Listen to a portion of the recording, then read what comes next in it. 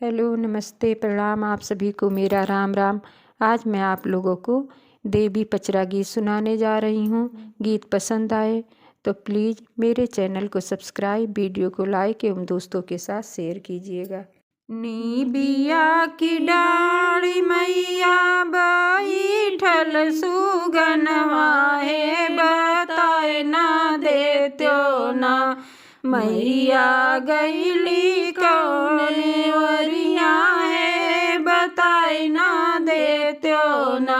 मैया गईली कौने वरिया है, बताए ना देत्यो ना मैया तो गईली ओही मालिया दुकनिया हो, गुथावे लागी ना हो, गछावे लागी ना अपने गले जोगे हरवा हो, गछावे लागी ना अपने गले जोगे हरवा हो, गुथावे लागी ना नी बिया की डाड़ी मैया बैठल सुगनवा है, बताए ना देत्यो ना हो, बताए ना देत्यो ना मैया गईली कौने वरिया है, बताए ना देत्यो ना मैया तो गईली ओई सोनरा दुकनिया है, गढ़ावे लागी ना हो, गढ़ावे लागी ना अपने हाथे जोगे कंगना हो, गढ़ावे लागी ना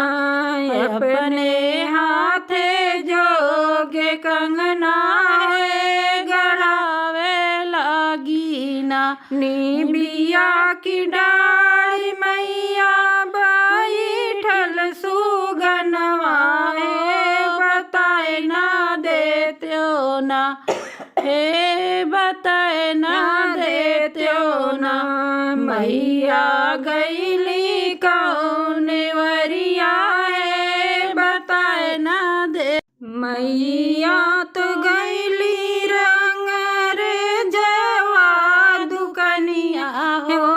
रंगावे लागी ना हे, रंगावे लागी ना अपने अंग के चुनरिया हो, रंगावे लागी ना अपने अंग के चुनरिया हो, रंगावे लागी ना नी बिया के डरिया पे बैठल सुगनवा हो, बताए ना देत्यो ना हे, बताए ना देत्यो ना मैया गईली कौने वरिया है, बताए ना देत्यो ना मैया गईली कौने वरिया।